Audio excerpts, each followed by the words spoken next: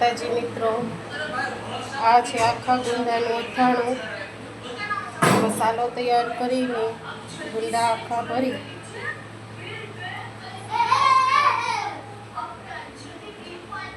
પછી 2 દિવસમાં તૈયાર થઈ જશે ખાવા માટે.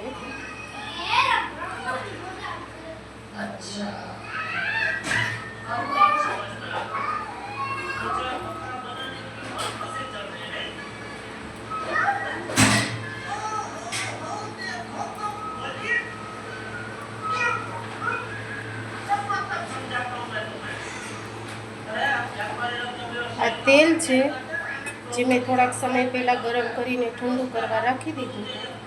તો હવે ઠંડુ થઈ ગયું છે, તો એને ગુંદામાં નાખીને મિક્સ કરી દેવાનું.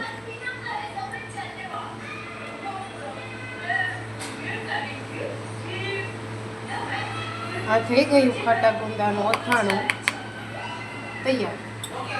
અને